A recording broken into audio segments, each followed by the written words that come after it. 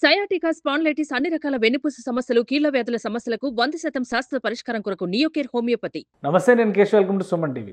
కేంద్ర ప్రభుత్వం full term బడ్జెట్ని ప్రవేశపెట్టింది 2024-25కి సంబంధించి వ్యక్తిగత ఇన్కమ్ ట్యాక్స్ విషయంలో కూడా కొన్ని మార్పుల్ని ప్రతిపాదించింది. 2023-24లో ఆల్రెడీ కొన్ని మార్పులు చేసి స్లాబ్ సిస్టమ్ని విస్తరించినటువంటి కేంద్రం ఈసారి చేసినటువంటి మార్పులండి. ఈసారి చేసిన మార్పుల వలన ఎక్కువ ప్రయోజనాలు ఎవరికి కలుగుతాయి, ఎంత జీతం వచ్చేవారు ట్యాక్స్ పరిధిలోకి వస్తారు, ఈ అంశాలను ఒకసారి విశ్లేషించేటువంటి ప్రయత్నం చేద్దాం. కేంద్ర ప్రభుత్వం చాలా స్పష్టంగా అనౌన్స్ చేసింది.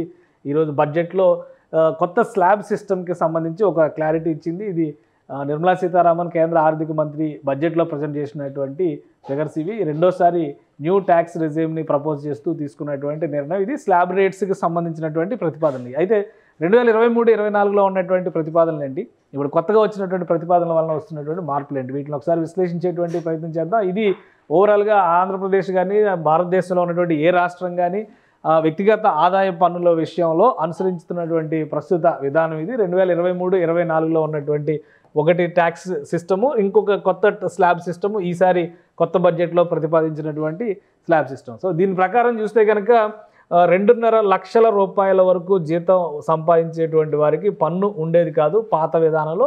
ఇప్పుడు కొత్త విధానంలో ఈ పరిధి మరొక 50,000 రూపాయలు పెంచడం ద్వారా 50,000 పెంచడం ద్వారా 3,000కి విస్తరించినటువంటి పరిస్థితి ఉంది కొత్త పన్ను విధానం. అలానే స్లాబ్ సిస్టంలో కూడా గతంలో జీరో ట్యాక్స్ దగ్గర నుంచి క్యాలిక్యులేట్ చేస్తే మొత్తం 10 రకాల స్లాబ్ సిస్టమ్స్ని అనుసరించినటువంటి పరిస్థితి గత విధానంలో ఉంది. అయితే ఈసారి దాన్ని పూర్తిగా కుదించి 6కి పరిమితం చేసినటువంటి పరిస్థితి. అంటే దాదాపు 4 రకాల స్లాబ్ సిస్టమ్స్ని కేంద్రం తొలగించినటువంటి పరిస్థితి.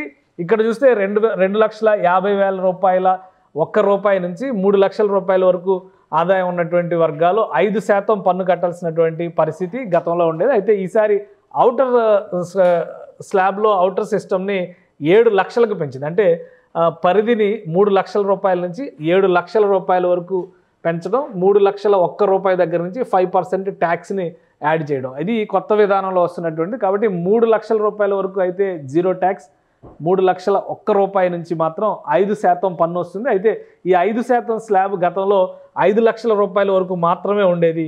ఇప్పుడు దాన్ని 7 లక్షల రూపాయల వరకు విస్తరించింది. అంటే 2 లక్షల రూపాయలు అక్కడ బెనిఫిట్ కలుగుతున్నటువంటి పరిస్థితి ఉంది. అలానే 5 లక్షల నుంచి 6 లక్షల జీతం ఉండేటువంటి వాళ్ళకి 10% పన్నుని గతంలో అనుసరించారు. అలానే 6 లక్షల రూపాయి నుంచి 7,50,000 వరకు కూడా 10% పన్నుని అనుసరించినటువంటి పరిస్థితి. ఈసారి ఈ స్లాబ్స్ మొత్తాన్ని కూడా కలిపేసింది కేంద్ర ప్రభుత్వం. ఎందుకంటే 7.5 లక్షల నుంచి 9 లక్షల రూపాయలు ఉన్న వారికి 5% ఉండేది, పాత 15% ఉండేది ట్యాక్స్ సిస్టమ్. కానీ ఈసారి దాన్ని పూర్తిగా తగ్గించడం ద్వారా 10 లక్షల వరకు 10 లక్షల రూపాయల వరకు 7 లక్షల నుంచి 10 లక్షల రూపాయల వరకు 10%గా ఒకటే స్లాబ్ కింద మార్చేసింది. అంటే ఇక్కడ దాదాపు 3 స్లాబులు కలిసిపోయినటువంటి పరిస్థితి ఈ ఒక్క సవరణతోనే జరిగింది. దీనివల్ల ఆదాయ పన్ను కట్టేవారికి కూడా కొంత ఉపశమనం. ఎందుకంటే 10 లక్షల రూపాయలు వచ్చిన వారు కూడా 15% ట్యాక్స్ లిమిట్లోకి వచ్చేటువంటి పరిస్థితి గతంలో ఉండేది.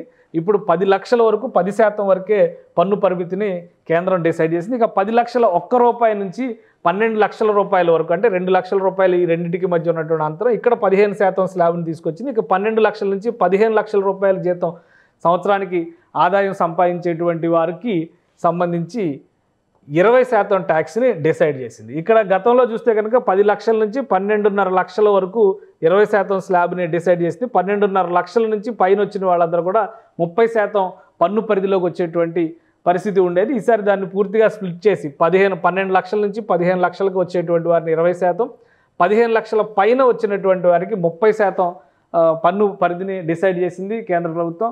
సో ఈ మార్పుల వలన సాధారణమైనటువంటి ఉద్యోగులకి కావచ్చు, చిన్న వ్యాపారస్తులకి ఆదాయాన్ని చూపించేటువంటి వారికి కావచ్చు, వీళ్ళందరికీ కూడా ఎటువంటి వెసులుబాటు కలుగుతుంది, ఇందులో ఉన్నటువంటి కీలకమైనటువంటి అంశాలు ఒకసారి చూద్దాం. స్టాండర్డ్ డిడక్షన్ని పెంచడం అనేది మరొక ముఖ్యమైనటువంటి అంశం. 50,000 రూపాయల నుంచి 75,000 రూపాయలకి పెంచింది. అలానే పెన్షనర్లకు సంబంధించినటువంటి పరిమితిని కూడా ఇందులో వెసులుబాటు ఇచ్చింది కేంద్ర ప్రభుత్వం. ఇక న్యూ ట్యాక్స్ సిస్టమ్ని ఇంట్రడ్యూస్ చేసేటువంటి క్రమంలో 3 లక్షల వరకు పన్ను లేదు కాబట్టి ఈ పాత సిస్టంలో చూసినటువంటి వాళ్ళకి 2.5 లక్షల నుంచే పన్ను మొదలయ్యేటువంటి పరిస్థితి ఉంది. కాబట్టి ఈ పాత కొత్త సిస్టమ్స్ని పరిశీలించిన తర్వాత కనీసం 64,000 రూపాయలు నెలవారీగా సంపాదించేటువంటి వారు పన్ను పరిధిలోకి వచ్చేటువంటి అవకాశాలు చాలా తక్కువగా ఉన్నాయి. ఎందుకంటే పాత సిస్టంలో కొంతవరకు బేస్ శాలరీతో పాటు హెచ్ఆర్ఏ, ఇతర మినహాయింపులు, అలానే ఏటీసీ దగ్గర నుంచి అనేక ట్యాక్స్ డిడక్షన్కి సంబంధించి, స్టాండర్డ్ డిడక్షన్కి సంబంధించి క్లెయిమ్ చేసుకునేటువంటి వెసులుబాట్లు ఉండేవి. వీటన్నిటినీ ఒకటిగా మలుస్తూ కేంద్రం తీసుకున్నటువంటి కొత్త విధానంలో కనీసం 64,000 రూపాయలు జీతం నెలకి సంపాదించుకోగలిగినటువంటి వేతన జీవికి ట్యాక్స్ పరిధిలోకి వచ్చేటువంటి అవకాశాలు చాలా తక్కువగా ఉన్నాయి. అలానే హోమ్ లోన్లు కానీ ఇతర క్లెయిమ్స్ చేయడానికి ఇతర అవకాశాలు ఉన్నటువంటి అంశాలను దృష్టిలో పెట్టుకొని చూసినప్పుడు దీని పరిధి ఎంతవరకు పెరుగుతుంది అనేది ఇంకా ప్రాక్టికల్గా క్యాలిక్యులేషన్స్లో చూడాలి. కానీ ప్రస్తుతానికి ఉన్నటువంటి లెక్కల ప్రకారం చూస్తే కనుక కనీసం 7.5 లక్షల రూపాయల వరకు వచ్చేటువంటి వేతన జీవులకి ఏడాదికి 7.5 లక్షల రూపాయల వరకు ఉండేటువంటి పరిధిలో పన్ను మినహాయింపు, అంటే పన్ను పరిధిలోకి రాకుండా తప్పించుకోవడానికి అవకాశం ఉంటుంది. అంటే పన్నులు భారం పడకుండానే వేతన జీవులు కొంత ఉపశమనం లభించవచ్చు. కానీ ఆ తర్వాత ఉండేటువంటి 7 లక్షల పైగా సంవత్సర ఆదాయం వచ్చినటువంటి వారికి మాత్రం స్లాబ్ సిస్టమ్ ప్రకారం పన్ను భారాన్ని భరించక తప్పని పరిస్థితి ఉంటుంది. కాబట్టి 50,000, 55,000 ఉన్నవారికి కూడా గతంలో పాత విధానంలో ట్యాక్స్ పడేటువంటి పరిస్థితి ఉండేది. కొత్తగా తీసుకొచ్చిన విధానంలో దాదాపు ఒక 10 నుంచి 15,000 రూపాయల వరకు వెసులుబాటు వస్తుందనేది కేంద్రం చెబుతున్నటువంటి వాదన. ఇక దీనిపైన వ్యక్తిగతమైనటువంటి పన్నులకి సంబంధించి, అంటే వ్యక్తిగతమైన ఇన్కమ్ ట్యాక్స్ కట్టేటువంటి వారందరూ కూడా దీనిపైనే క్యాలిక్యులేషన్స్ చేస్తున్నారు. కాబట్టి రాబోయేటువంటి ఆర్థిక సంవత్సరం 2024, 2025లో సబ్మిట్ చేయబోయేటువంటి ఇన్కమ్ ట్యాక్స్ రిపోర్ట్స్లో ఈ పన్ను మార్పులన్నీ కూడా వర్తిస్తాయి. దానికి తగ్గట్టుగా క్యాలిక్యులేషన్స్ని ఇప్పటి నుంచే రెడీ చేసుకోవాల్సినటువంటి అవసరం ఉంటుంది.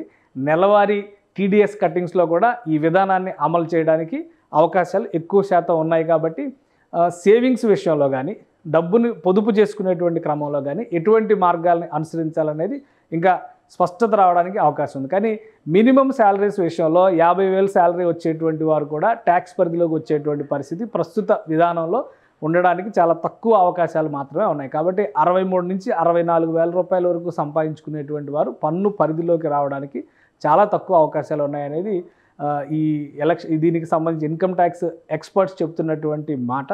కాబట్టి మీ సేవింగ్స్ విషయంలో కానీ, మీ ప్రణాళికల విషయంలో కానీ కొత్త విధానాన్ని దృష్టిలో ఉంచుకొని మార్పులు చేర్పులు చేసుకోండి. సుమన్ టీవీలో మీ పర్సనల్ అండ్ బిజినెస్ ప్రమోషన్స్ కోసం కింది నెంబర్కి కాంటాక్ట్ చేయండి.